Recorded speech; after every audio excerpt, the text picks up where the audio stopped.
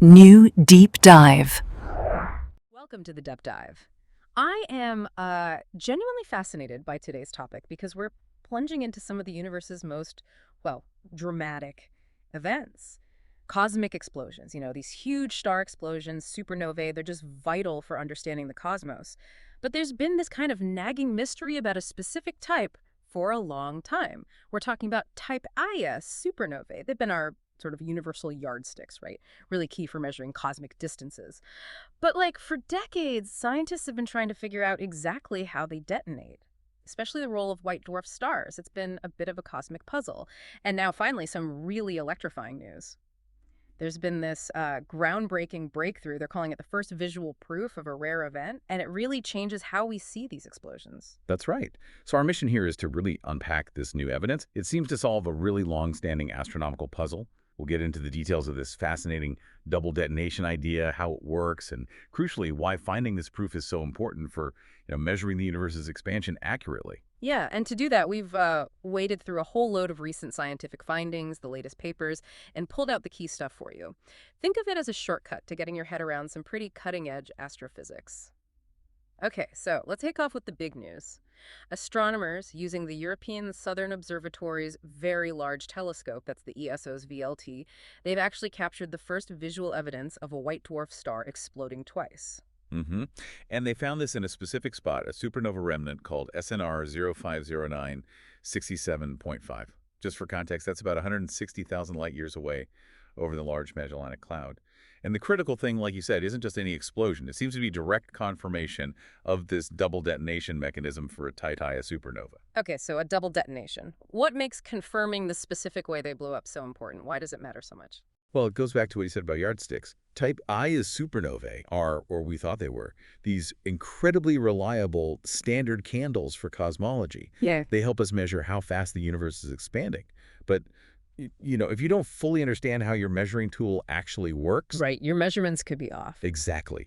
If the calibration isn't perfect, our whole picture of cosmic expansion could be skewed. So this discovery, it's like finding a crucial detail about how that yardstick is made. It helps us calibrate it much, much better. It gives us way more confidence. Okay, this is where it gets really fascinating. Let's walk through how this double detonation actually happens. Two steps, right? It starts with a white dwarf star pulling in material, helium, from a nearby companion star. That's the setup, yes. It's called accretion. This helium builds up, forming a shell on the white dwarf's surface. And as more and more helium piles on, it reaches a critical point, density, temperature, conditions are right, bang, Yeah. you get thermonuclear ignition. Basically a runaway fusion reaction in the helium shell.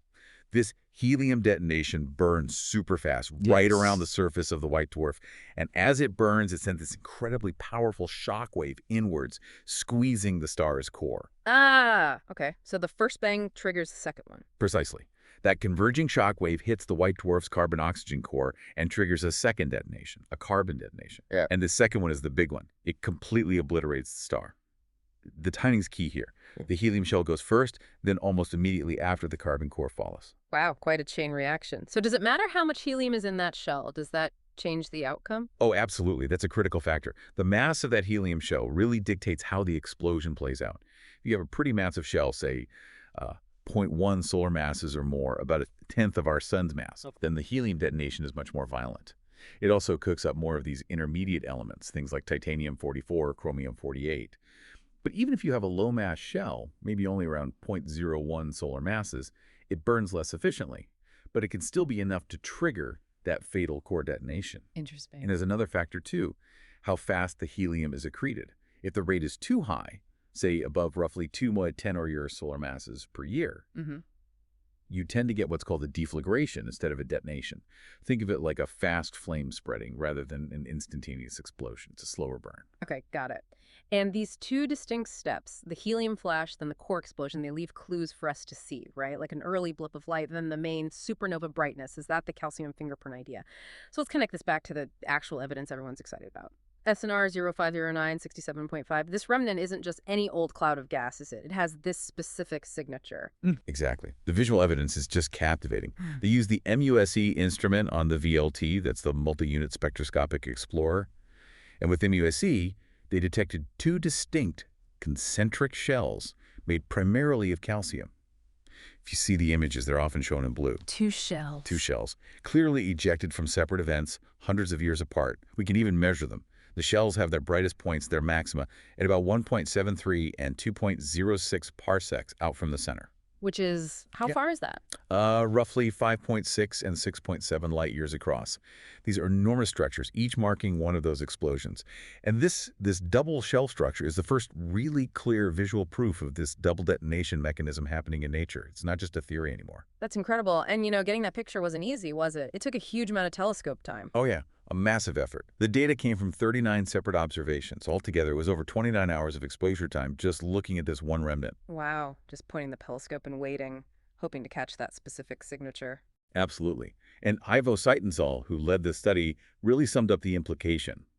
He said the results show, and I'm quoting here, clear indication that white dwarfs can explode long before reaching the famous Chandrasekhar mass limit. Ah, the Chandrasekhar limit, that magic number, about 1.4 times the mass of the sun. Exactly. For decades, that was thought to be the trigger point. If a white dwarf got heavier than that, then it exploded as a type Ia. But this finding throws a wrench in that, or at least as a big exception. It suggests they can go off before hitting that limit. Which raises big questions about how we classify these things. It does. And while SNR 0509 is the first confirmed case with this visual proof, the really exciting part is what comes next. Right, finding more. Exactly. Astronomers think similar double shell structures might be hiding in other young type Ia remnants, both in the Magellanic Clouds and even, in our own Milky Way. If we can find more, we can start to figure out just how common this double detonation pathway actually is. It's like finding the first example of a whole new type of fossil. So this discovery, it really points strongly towards this alternative idea for type Ia supernovae, these sub-Chandrasekhar mass explosions. What does this actually mean for our picture of how white dwarfs die? It feels like a pretty significant shift. It is a big shift. So the Chandrasekhar limit, around 1.4 solar masses, that's been the textbook trigger for type Ia for ages. The idea was the white dwarf kept accreting mass until it hit that limit, became unstable, and boom. But this sub-Chandrasekhar scenario flips that. It says, no, carbon-oxygen white dwarfs, maybe with masses between, say, 0.6 and 1.2 solar masses, they can explode through this double detonation route before they even get close to 1.4 solar masses. So it opens up a whole new population of stars that can become type Ia supernovae. Pretty much. It provides a different way for them to meet their end. And these sub-Chandrasekhar explosions, they have their own unique fingerprints, their own observational signatures. And these signatures change depending on how thick that initial helium shell was. For instance, if a white dwarf had a relatively thick helium shell, maybe 0.05 to 0.20 solar masses, the supernova tends to look a bit brighter and redder in the first few days after the explosion. Redder. Why redder? Well, it's due to a couple of things. You get radioactive stuff cooked up in the ash of that helium shell explosion, which adds heat and light. And you also get something called UV line blanketing. Basically, lots of atoms in the outer layers absorb ultraviolet light, which makes the light that does get through appear redder overall. Okay, that makes sense. And this helps refine our understanding of the supernovae we do see, right? I think I read that research now shows a 1.0 solar mass white dwarf exploding this way could produce a typical type Ia brightness. That's right. Earlier models suggested you might need a slightly heavier star, maybe 1.1 solar masses, to get that average brightness via other mechanisms. So this sub-Chandrasekhar double detonation model, specifically with around a 1.0 solar mass white dwarf, seems to fit the bill for producing a standard candle, if you like. So it's tightening up that calibration again. Yes. And this model is also really helpful for explaining some weird features we sometimes see in supernovae. Things like really high velocities for silicon ejected in the explosion, or supernovae that seem to be strangely lacking carbon in their outer layers. The double detonation scenario can potentially account for some of that. It sounds very promising then. Does it explain everything perfectly, or are there still, wrinkles to iron out? That's a fair question. It's definitely highly promising, especially for a subset of type Ia events. But like most models in astrophysics, there are still some, let's say, minor discrepancies. Some fine details don't perfectly match all observations just yet, depending on the exact parameters you plug in. But probably the most promising version right now, one that seems to match observations quite well, involves not just one white dwarf accreting from a normal star, but actually involves two white dwarfs interacting. Ah. It's called the dynamically driven double degenerate double detonation scenario. Bit of a mouthful. Haha, yeah, just rolls off the tongue. But the idea is you get really rapid helium transfer between two white dwarfs, and that triggers the whole double detonation sequence. It adds another layer of complexity, but it might explain things even better. Okay, so let's try and pull together the main takeaways, the sort of aha moments from this deep dive. For me, first, there's this breakthrough visual evidence, actually seeing the double shell conformation of something long theorized. That's huge. Then there's understanding the actual process, this intricate two-stage explosion.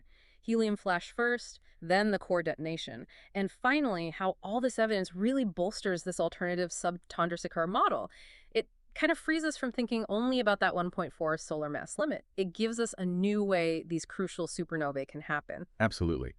And connecting it back to the bigger picture, this isn't just, interesting astrophysics trivia about exploding stars. It's fundamentally about improving our cosmic measuring tools, refining those yardsticks, those standard candles, which means we can measure the universe's expansion, its history, its evolution much more accurately. And it's just a fantastic example, really, of how astronomy works. You have these theoretical models, and then you have painstaking, often years-long observational campaigns trying to find the evidence to confirm or refine them. It's that interplay that unlocks the secrets. So for you listening, you've just had a concentrated dose, a real deep dive into how a major cosmic mystery is being unraveled. It's a shortcut, really, to grasping a complex but incredibly exciting area of modern astronomy. All the key insights distilled down. And perhaps a final thought to leave you with. This discovery, finding these calcium fingerprints in SNR 0509, it really opens the door. We're now going to be looking for more of these signatures across our galactic neighborhood, trying to map out how common they are. So it makes you wonder, doesn't it? What other subtle clues, other fingerprints hidden in astronomical data that we might have previously overlooked, could hold the keys to understanding other cosmic puzzles, things we perhaps think we already understand.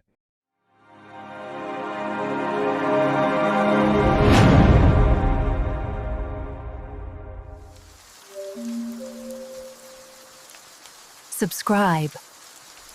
New Deep Dive.